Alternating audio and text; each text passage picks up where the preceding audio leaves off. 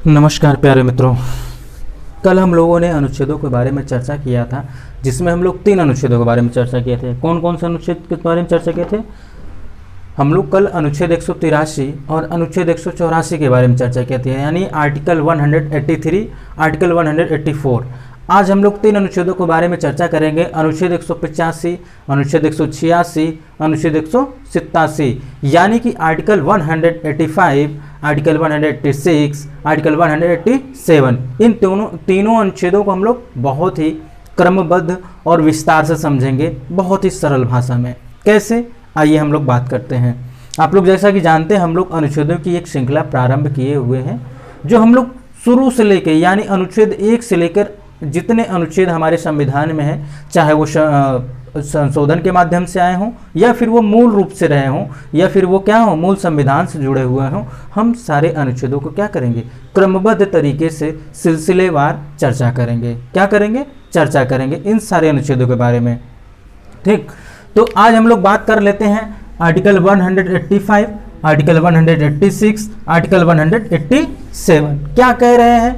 देखिए, पहली बात तो 85 में क्या हो रहा है कि जब सभापति उपसभापति को उनके पद से हटाने के लिए उनको क्या कर दी गई हो, सूचना दे दी गई हो, सूचना दे दी गई हो। इससे तात्पर्य क्या हुआ कि आपको जो है आपके पद से हटाने के लिए प्रोसेस यानी प्रक्रिया स्टार्ट हो गई है, प्रारंभ हो गई है। जब ऐसा होता है तो क्या होता है कि सभापति सदन में रहते हुए भी, यानी कि हाउस में रहते हुए भी, वो पीठासीन अधिकारी का कार्य नहीं करता। पीठासीन अधिकारी का क्या तात्पर्य होता है? जो मेन होता है, यानी जो अध्यक्ष होता है, जो अध्यक्ष की भूमिका निभाते हैं सभापति, वो अब अध्यक्ष के रूप में न होकर के क्या हो जाएंगे, वो सामान्य जनता के रूप में हो जाएंगे, सामान्य सदस्य के रूप में हो जाएंगे। ठीक, सामान्य सदस्य तात्पर्य क्या होगा कि जब भी कभी विधान परिषद में सभापति उपस्थित होते हैं तो सबसे ऊपर वाले चेयर पे, यानी सबसे हाईएस्ट ऊपर जितनी ऊंचाई पर होता है, ऊंचाई वाले चेयर पे बैठते हैं।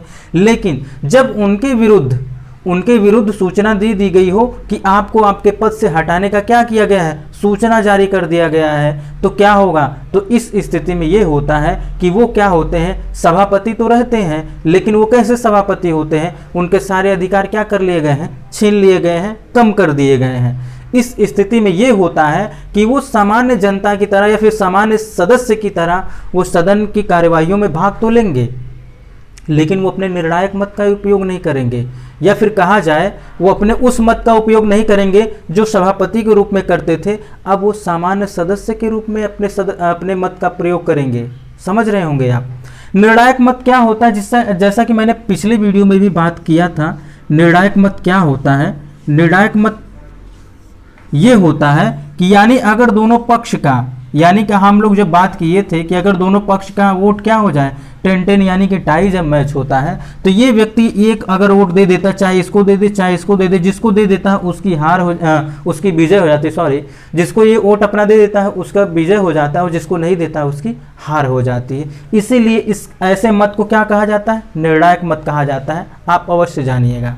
ठीक, तो आप लोग समझ गए होंगे आर्टिकल 185 क्या कह रहा है कि जब सभापति और उपसभापति को उनके पद से हटाने के लिए सूचना दी गई हो तो पीठासीन अधिकारी के रूप में कार्य नहीं करेंगे और अपने निर्णायक मत का प्रयोग नहीं करेंगे। वो सामान्य सदस्य की तरह ही सामान्य मत का ही प्रयोग करेंगे। तो ये हो गया आर्टिकल 185 हो गया।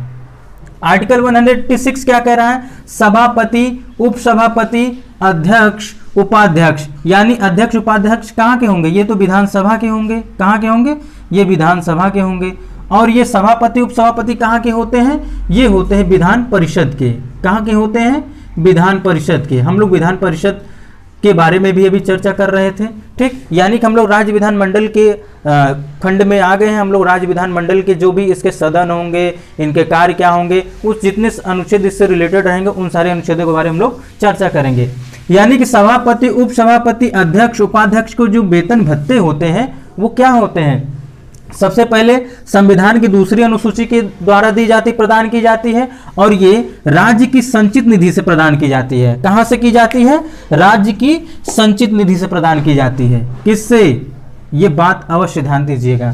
ठीक, और ये निर्धारण जो होता है राज्य का विधानमंडल करता है। कैसे? इसको समझिए एक दूसरे संक्षेप और आसान भाषा में कि सभापति, उपसभापति, अध्यक्ष, उपाध्यक्ष इनके जो वेतन और भत्ते का निर्धारण होता है वो राज्य विधानमंडल करेगा। कौन करेगा? राज्य विधानमंडल करेगा। अब बात आती है कौन राज्य विधानमंडल करेगा, वो तो कहीं और भी विधान परिषद के सदस्य हैं, वो तो किसी और विधानसभा के अध्यक्ष हैं। तो जिस सदन के होंगे, यानी जिस राज्य के वो होंगे, जिस राज्य के विधानसभा के होंगे, जिस राज्य के वो विधान परिषद के होंगे, तो उसका एक विधानमंडल होगा। वही विधानमंडल उसका क्या करेगा? निर्धारण करेगा। लेकिन निर्धारण करने का कोई आधार होगा, तो वो आधार द्वितीय अनुसूची होगा। ठीक, ये तो बात समझ में आ गई। अब दिया कहाँ से जाएगा? तो राज्य की संचित निधि से दिया जाएगा। जैसा कि आप लोग जानते होंगे, हम लोगों ने डिस्कस कर लिया है पहले ही, भारतीय राज्य व्यवस्था नाम से आपके ही इस चैनल पर प्लेलिस्ट है, उसमें मैंने भारत की संचित निधि, भारत की लोक लेखा निधि, जितने भी प्रॉक्लर निधि, जो भी जितने निधियां हैं उनके बारे में मैंने चर्चा किया है। राज्यों की निधियों के बारे में भी मैंने चर्चा किया है। आप उस प्लेलिस्ट में जाइए और सर्च करिए, आपके ही इस चैनल पर अवेलेबल है, तो आपको वो वीडियोस मिल जाएंगे, जिससे आप समझ पाएंगे कि राज्य की संचित निधि क्या होती है, भारत की संचित निधि में क्या अंतर है। आप ये दोनों क्या कर पाएंगे? दोनों को समझ पाएंगे। तो यहाँ पे बात क्या हो रही थी कि सभापति, उपसभापति, अध्यक्ष और उपाध्यक्ष के वेतन का निर्धारण, भत्तों का निर्धारण तो राज्य विधानमंडल करेगा, लेकिन वो भारतीय संविधान के द्वितीय अनुसूची के अनुसार करेगा। लेकिन वो दिया कहाँ से जाएगा? राज्य की संचित निधि से दिया जाएगा। ठीक, अब आप लोग समझ गए होंगे। आइए अब हम लोग बात करते हैं आर्टिकल 187, जो कि मजेदार है। कैसे? कि राज्य के विधानमंडल का एक सचिवालय भी होगा। हर राज्य विधानमंडल का क्या होता है? अलग अलग सचिवालय होता है। देखिए, जो ये लीडर होते हैं या फिर जो सदस्य होते हैं विधानमंडल या फिर विधान परिषद या विधानसभा के, वो लोग उस फील्ड के, जिस फील्ड के क्या होते हैं, आप लोग ऐसा जानते होंगे कि एक मंत्री को अभी दूसरा विभाग दिया गया था, कुछ दिन बाद उनको दूसरा विभाग दे दिया गया। क्या उस विभाग के बारे में वो अध्ययन करके आए हैं? क्या जरूरी ऐसा है? ऐसा नहीं होता है। यही सचिवालय जो होते हैं अलग अलग राज्य विधानमंडल के, यही सचिवालय के सचिव जो होते हैं, यही इनको क्या करते हैं? सलाह देते हैं, परामर्श देते हैं। उसी के आधार पर ये स्पीच वगैरह देते हैं। स्पीच वगैरह भी यही सचिव लोग ही क्या करते हैं? लिखते हैं और देते हैं। एक प्रकार से ये क्या होते हैं? एक्सपर्ट होते हैं। ठीक, तो विधानमंडल के प्रत्येक सदन का, जो विधानमंडल होता है उसका प्रत्येक सदन होता है ना, विधानमंडल के सदन का क्या नाम होगा? एक तो विधानसभा होगा और एक क्या होगा? विधान परिषद होगा। ठीक, यानी कि हर सदन का अलग अलग अपना क्या होगा? सचिवालयी कार्य होता है, यानी कि इनका हमेशा अलग अलग कोई ना कोई कार्य होगा, तो जिसके द्वारा सदन के संबंधित सभी प्रकार की गतिविधियों का संचालन किया जाता है। यानी कि इनका अलग अलग सचिवालय होगा और ये सचिवालय क्या करेंगे? अलग अलग सदन के लिए अपने जो संबंधित, इनसे संबंधित जो कार्य होंगे, इनके डिपार्टमेंट से जो संबंधित कार्य होंगे, ये उन कार्यों का क्या करते हैं? निर्वहन करते हैं। तो आई होप मित्रों आप लोगों को समझ में आ गया होगा। आज हम लोगों ने 3 अनुच्छेदों के बारे में चर्चा किया है। Article 185, article 186, article 187। तो मित्रों आज के लिए बस इतना ही। हम लोग मिलते हैं नेक्स्ट वीडियो में। तब तक के लिए नमस्कार।